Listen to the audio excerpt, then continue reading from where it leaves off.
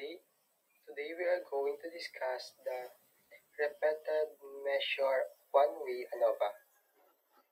At the end of the lesson, you will be able to identify the different hypotheses that can be tested using repeated measure one-way ANOVA, and to understand when and how to use a repeated measure ANOVA using Jamovi. What is repeated measure ANOVA? It is used to compare three or more means of the same group of individual and also called within subject Anoway ANOVA. It is a statistical test used to compare the mean or three or more groups when the same individual are measured multiple times. This is useful for situations when you want to see a single group change over time or when the same participants are exposed to different conditions or trials like different types of tests or treatment. In the sample scenario, Ms. Gabriel known that fractions have been an notorious topic that studies find every challenges to understand. She found an article online that shows magnetic fraction circle effectively improve student knowledge in reading and writing fractions. Ms. Gabriel would like to replicate this study on her student. However, this time, instead of the usual pretest and post-test measure, she will use pretest immediately post-test and delay post-test measurement. The reason for adding delay post-test is to determine if the manipulative can also help retain learning. The time interval between the immediate post-test and the delay post-test is about 8 months. Ms. Gabriel outline also replicate the study on effectiveness of the studying tools called magnetic fraction circle to help her 80 students learn fractions. Ms. Gabriel also aimed to determine if the magnetic fraction circle manipulate not only improve her student understand of reading and writing fractions, but also help them to retain the learning over time or over an extended period. I also plan to use the mini testing approach. The first one is pre-test by administered before using the manipulative to access initial knowledge.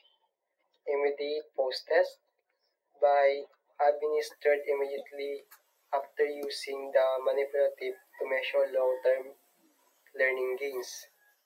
The last one is delay post-test by approximately 8 months later to measure long-term learning situations.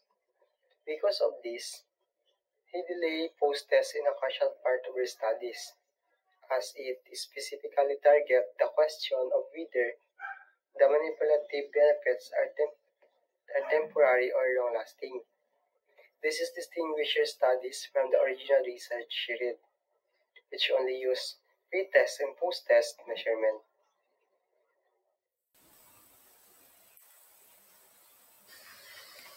Research question. Is there a significant difference between the student's test score before, after, and 8 months after the intervention? Here in research question, it aims to determine whether there is a significant differences in students' test score before, immediately after, and 8 months after the intervention using magnetic fraction circles. It seeks to find out if the teaching tools not only improve students' understanding of fractions, but also help them to retain the knowledge over time. Next is the hypothesis. For the null hypothesis, there is no significant difference between the students' pre-test, immediate post-test, and delayed post-test scores. And for the alternative hypothesis, there is a significant difference between the students' pre-test, immediate post-test, and delayed post-test scores. For clear explanation, the null hypothesis states that there is no significant difference between the student's pre-test, immediate post-test, and delayed post-test scores, meaning the intervention has no lasting effect on performance. And for the alternative hypothesis, it suggests that there is a significant difference among the three sets of test scores, implying that the intervention has a measurable impact on students' learning and retention.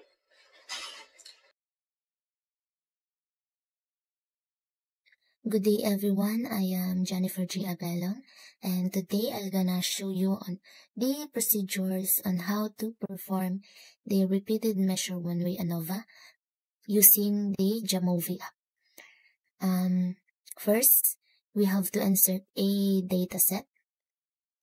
I have here already a dataset, and let's insert. Okay, in repeated measure ANOVA, we have three variable. Bakit 3 variable? Kasi repeated measure ANOVA yung gagamitin natin. In repeated measure ANOVA, you're gonna test the subject multiple times. In the first column, nakikita nyo dyan mga students. They are 80 students na sila yung nag-take ng test para malaman natin yung significant difference between these 3 variables na binanggit kanina sa ating sample scenario. So, our second column is the pretest, and it's continuous, and integer lang ilalagay natin dyan. Pretest, ito yung pinakaunang test na gagawin, and the immediate post-test, and the delayed post-test. So, to perform the repeated measure ANOVA, let's go in analysis. Ayan. Then, ANOVA, and the repeated measure ANOVA. So, after that, kung makikita nyo sa baba ng repeated measure ANOVA factors, change lang natin yan ng name, which is test. And the level 1 is the our pretest. And the level 2 is the immediate post-test.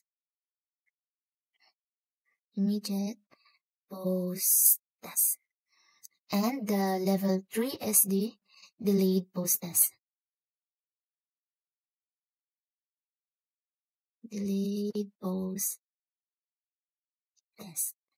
Okay. Tapos na yung tatlo. Then, proceed tayo sa ating next box. I-drag lang natin yung ating mga variable. Yung pretest, immediate post-test, and the delayed post-test. Then, scroll down. Let's insert the effective size. Let's select the partial N squared. And next is under the model. Under the model, let's drag the test component from the repeated measure components box to the model text. Model term, ayan, na-drag na siya. Next, scroll down to the assumption check. So, in assumption check, in this assumption check, select lang natin yung sphericity test. And this test examines the output if the sphericity test or yung Mauchell's W, yung makikita nyo sa right, ito.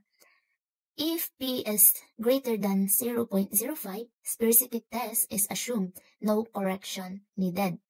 But if the value P is less than 0.05, sphericity is violated and need to apply a correction. So in this case, Mauchell's W is not significant, which is the p-value is equal to 0.351. So the sphericity test is assumed to be assumed. So let's apply, since the sphericity test is assumed, let's click the none. Ibig sabihin, there is no significant difference. So, and after we click the none, look at the result of the repeated measure ANOVA. Ito sa taas. And the F statistic is equal to 57.2. And the p-value is less than 0.01. And because the p is less than 0.01 and the f value is 57.2, we reject the null hypothesis. This is the significant difference. There is there is a significant difference between the tests, which is pre-test, immediate post-test, and delayed post-test.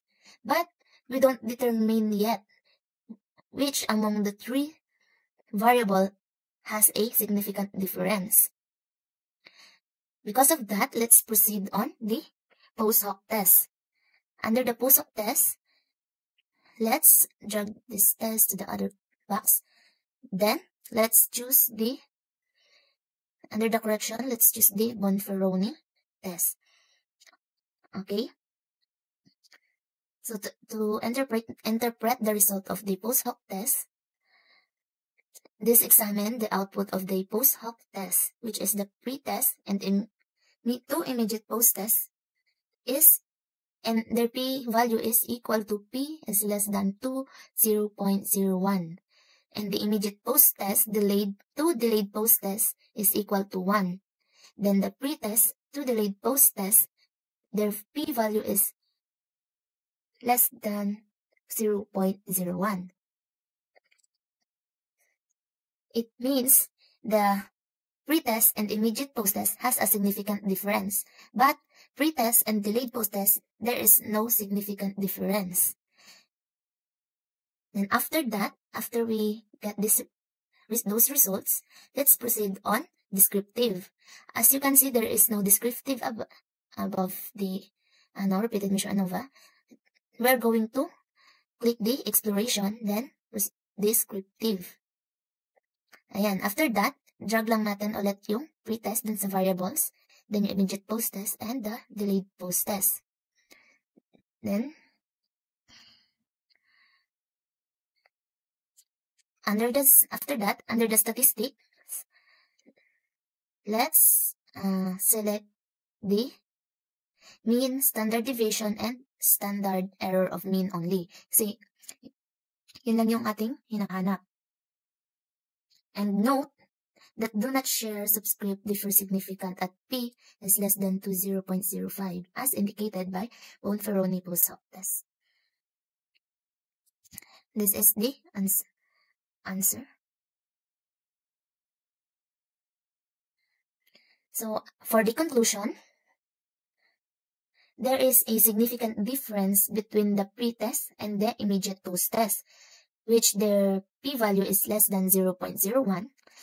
The scores were significantly higher on the immediate post-test. And then, there is no significant difference between the immediate post-test and delayed post-test, which p is less than 0.01%. That's the score were significant. There is no significant difference between the immediate post-test and delayed post-test, which p is equal to 1. The improvement was not maintained. And next, there is a significant difference between the pre-test and delayed post-test, which p is less than 0.01. The scores were significantly higher on the delayed post-test. For the final summary, the magnetic fraction circle manipulative had a positive short-term effects on students' understanding of fractions. Students showed a significant improvement in scores immediately after the intervention, but this improvement was not fully maintained over time. Despite the lack of maintenance, the students still performed significantly better on the delayed post-test compared to the pre-test. So, that's all. I hope you understand the process and I hope you learn a lot. Thank you so much.